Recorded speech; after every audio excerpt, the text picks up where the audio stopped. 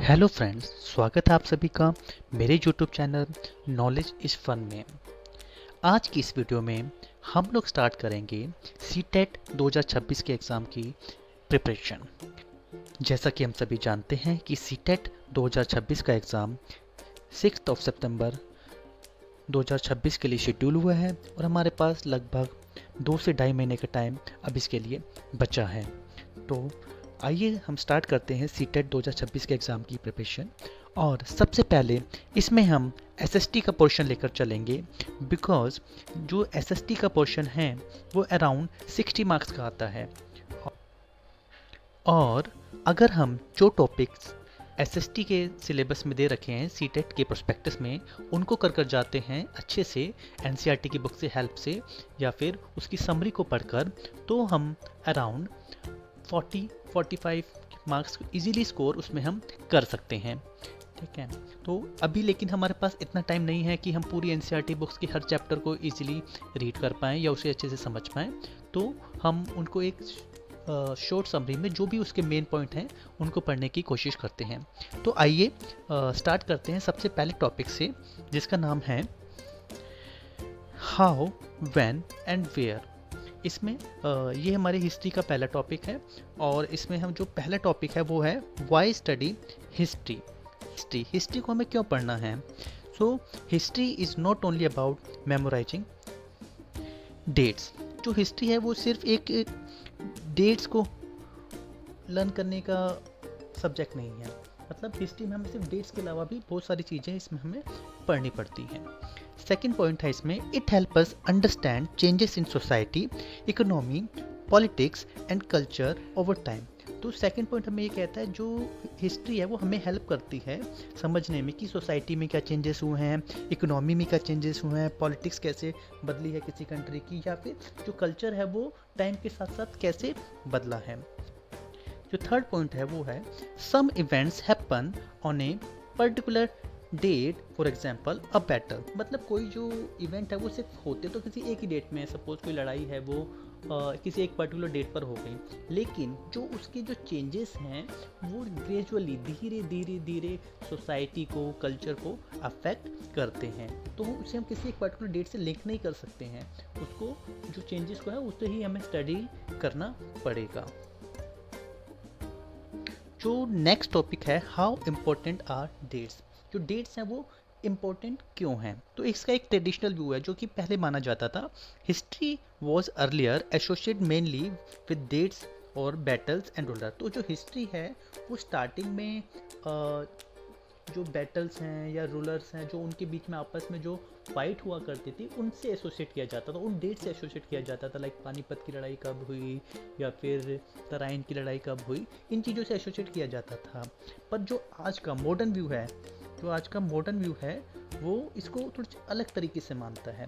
वो कहता है कि historian focus on important changes and development, not just dates. तो जो चेंजेस हुए, जो इफेक्ट हुए उन लड़ाइयों के, या जो उनके रिजल्ट है आउटकम की वजह से जो सोसाइटी में, कल्चर में चेंजेस हुए, उनको इम्पोर्टेंट मानते हैं जो आजकल के मॉडर्न हिस्टोरियंस हैं। Date acts as a reference point to understand historical event. जो डेट्स हैं वो सिर्फ एक रेफरेंस पॉइंट का काम करती हैं, वो कि हिस्टोरिकल इवेंट्स को समझने के लिए। इससे ज़्यादा डेट्स की इंपॉर्टेंस अब नहीं रही है, हम उनके इफेक्ट्स को स्टडी करते हैं। For example, the beginning of tea drinking in India can not be assign to one particular date. तो सपोज जो मान लो जो टी ड्रिंकिंग वो किसी एक पर्टिकुलर डेट पे नहीं स्टार्ट हुई, वो किसी एक पर्टिकुलर पीरियड में हो सकती है। तो ठीक है, इसलिए डेट पे इतना फोकस नहीं करना है। तो नेक्स्ट टॉपिक है इस चैप्टर में, जेम्स मिल एंड पीरियोडाइजेशन। तो जेम्स मिल जो कि एक ब्रिटिश हिस्टोरियन रहे हैं, divided Indian history into 3 periods. इन्होंने 3 पीरियड्स में इंडियन हिस्ट्री को डिवाइड किया है। Number 1 Hindu period, number 2 Muslim period and number 3 is British period. लेकिन जो जेम्स मिल का बहुत लोगों ने बहुत इसे क्रिटिसाइज करा इनके इस डिवीजन को लेके। क्यों करा, इसके रीजन क्या हैं? This division is based only on the religion of rulers. तो जो ये जेम्स मिल थे इन्होंने 3 पीरियड में डिवाइड कर दिया, लेकिन इनको बहुत क्रिटिसाइज किया गया क्योंकि ये जो this division is based only on the religions of rulers. Second point is it ignores the diversity of Indian society. उसने इंडियन सोसाइटी की डाइवर्सिटी, हमारे अलग अलग जो स्टेट्स थी उसमें अलग अलग रूलर्स थे, तो उन्होंने उसको भी इसको एक तरीके से नल एंड वॉइड करके उसे नहीं माना। And third one, it assumes British rule was superior, और उन्होंने ये माना जो तीनों पीरियड हुए इसमें सबसे ज़्यादा ब्रिटिश जो रूल था वो सुपीरियर था, वो सबसे अच्छा था। तो इसको भी इसलिए लोग इनको ज़्यादा क्रिटिसाइज करते हैं।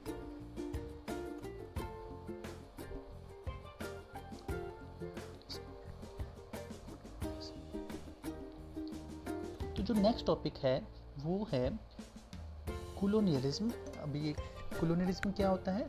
Colonialism is the political, economical, social and culture domination of one country by another. मतलब जो एक कंट्री होती है वो दूसरी कंट्री पर पॉलिटिकल तरीके से, इकोनॉमिक तरीके से, सोशल तरीके से और कल्चरल तरीके से उस पर डोमिनेट करती है, मतलब वो उसको एक तरीके से कैप्चर कर लेती है। अब मेन फीचर्स क्या है इस कोलोनियलिज्म के? Control over administration. तो मेन फीचर क्या होते हैं इसके?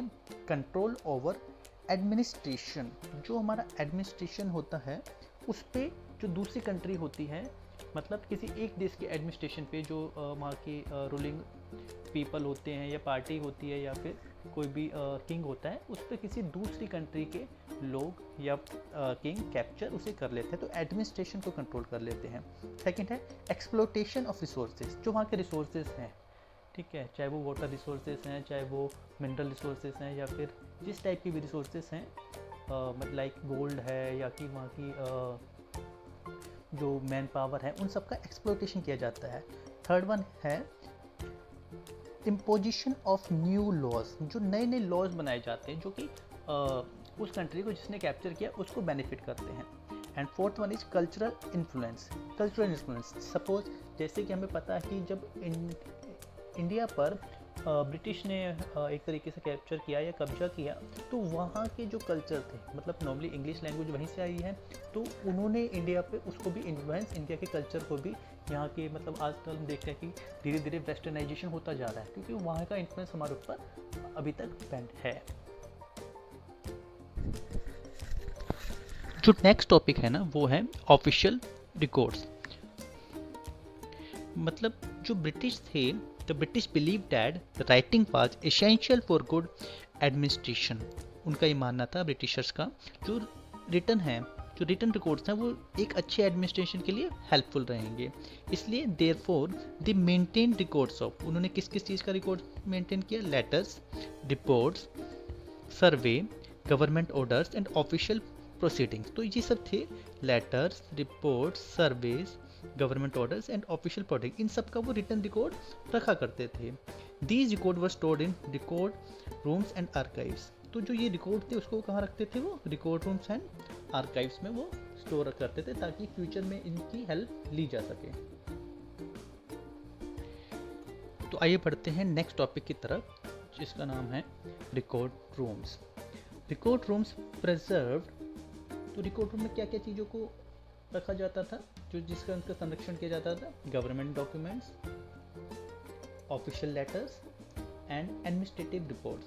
तो इन चीज़ों को वो गवर्नमेंट रिकॉर्ड्स में प्रिजर्व रखते थे, ताकि एडमिनिस्ट्रेशन को बहुत अच्छे से चलाया जा सके।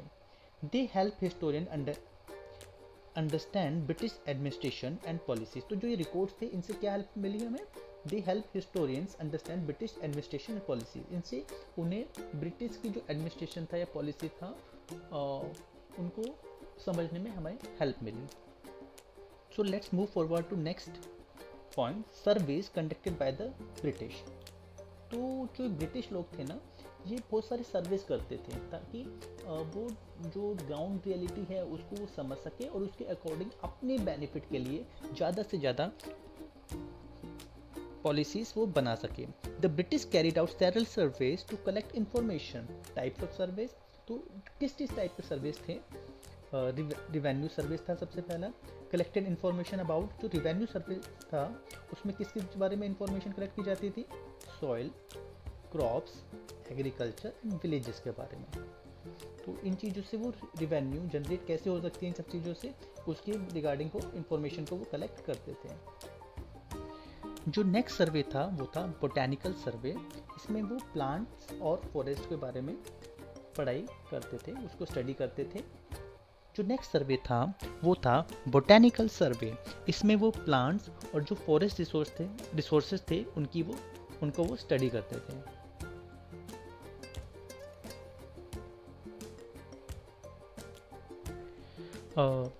जो अनदर टाइप ऑफ सर्वे था वो था जूलॉजिकल सर्वे। इसमें वो एनिमल्स को स्टडी करते थे। और एक था आर्कियोलॉजिकल सर्वे जिसमें वो मॉन्यूमेंट्स और जो एंशिएंट रिमेन्स थे उनके बारे में वो स्टडी करते थे। जो नेक्स्ट टॉपिक इस चैप्टर में दे रखा है वो है सेंसस का।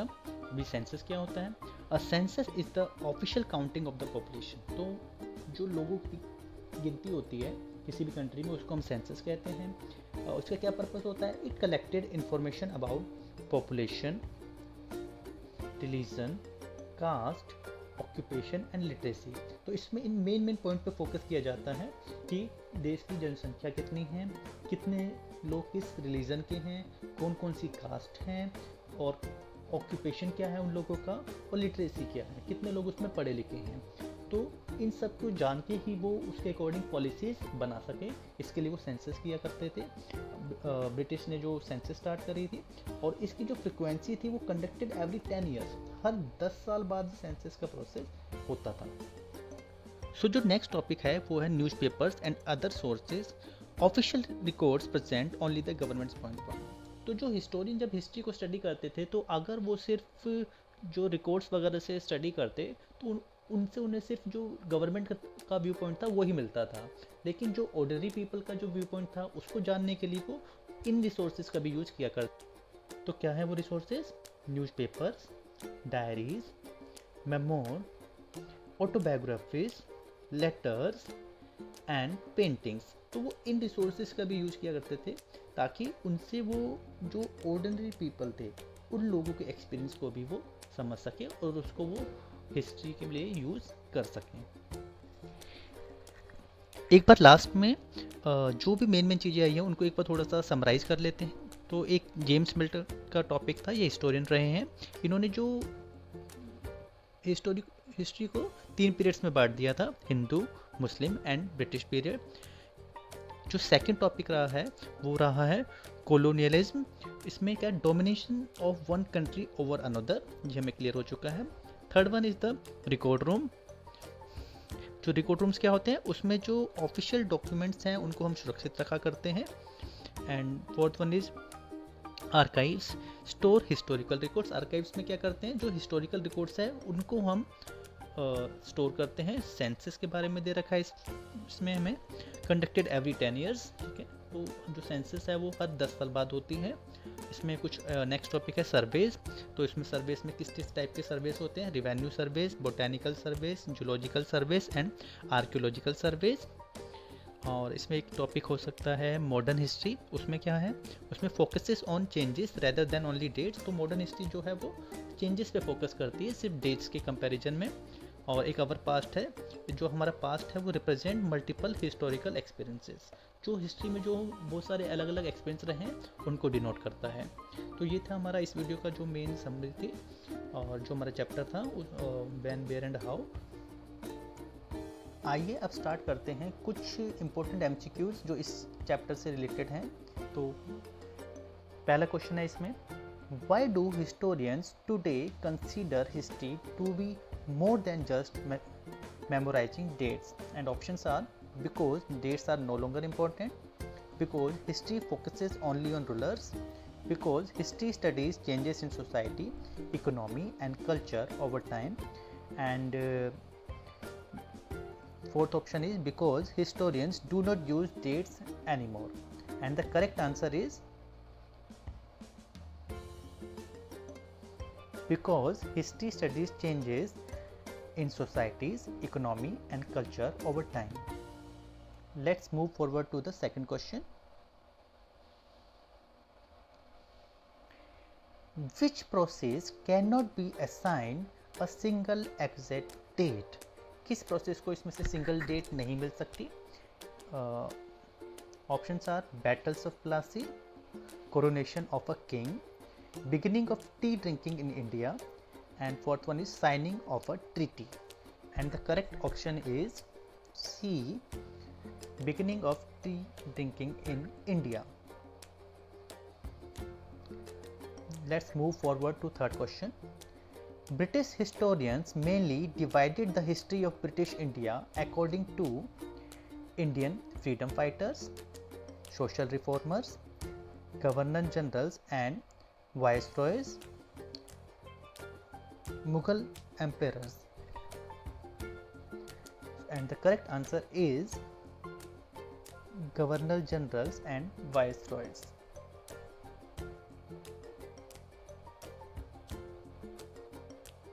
Question number 4. James Mill divided Indian history into ancient, medieval and modern, Hindu, Muslim and British, tribal, kingdom and empire, prehistoric, historic and colonial, and the correct answer is Hindu, Muslim and British. Question number 5. What is the major criticism of James Mill's periodization? तो James mills ने जो history को पीरियोडाइज करा था उसका सबसे बड़ा क्या ड्रॉबैक रहा है? तो इसमें जो आंसर है, it ignored economic history, it classified history according to the religions of rulers, it divided history into too many periods, it focused only on battles. So जो करेक्ट आंसर है वो हमारा बी है, it classified history according to the religions of rulers. Question number 6. Why do historians divide history into different periods? जो historian है वो history को अलग अलग पीरियड में क्यों डिवाइड करते हैं? तो options are to reduce the syllabus, to memorise dates easily, to identify the main characteristics of a particular time, to study rulers separately. And the correct answer is to identify the main characteristics of a particular time. Question number 7. Many historians prefer to describe British rule in India as ancient period, medieval period, colonial period, democratic period. And the correct option is C, colonial period. Question number 8. Colonization refers to urbanization, political, economic, social and cultural domination of one country over another, industrialization, religious reform. And the correct option is B, political, economical, social and cultural domination by one country over another. Question number 9. Why did the British preserve official documents? And the option are to entertain future generation, because writing was considered essential for administration, to increase literacy, to support trade only. And the correct answer is because writing was considered essential for administration.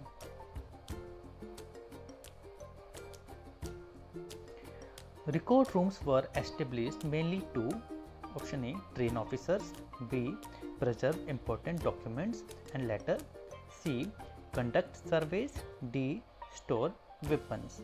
And the correct answer is B, preserve important documents and letters. Which institution were established to preserve important records? Options are universities, museums and archives, parliament and courts. And the correct answer is museums and archives. Question number 12. Revenue surveys collected information about population only, soil, crops, flora, fauna and local history, language only, religious practices only. And the correct option is soil, crops, flora, fauna and local history. Question number 13. Census operation under British rule were generally conducted every 5 years, 8 years, 10 years or 20 years. And the correct option is 10 years. Question number 14. Which of the following is not an official source of history? Option A, government reports, administrative records, personal diaries, and officials' memos.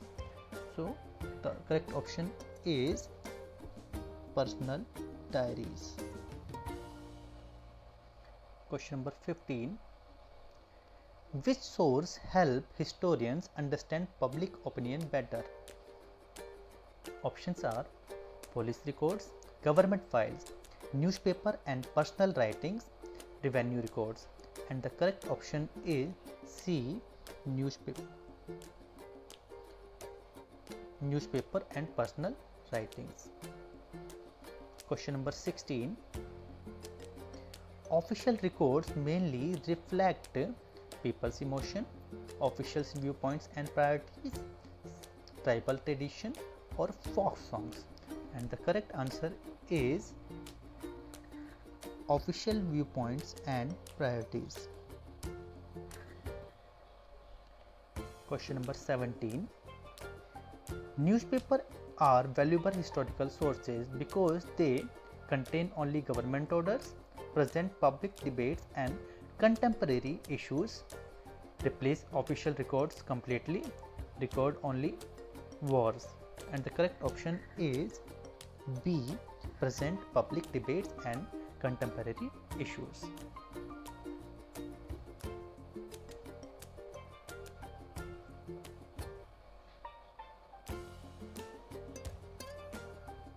Question number 18 is, why is the textbook named Our Past?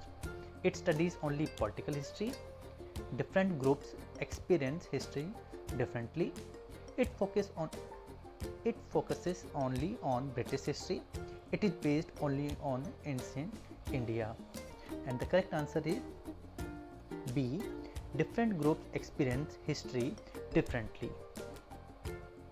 Question number 19. Which of the following is a historical question? What is today's temperature? When were railways built and how did people travel before them? What is the price of tea today? And what is the capital of India? It is very easy question. Option B is the correct answer. When were railways built and how did people travel before them?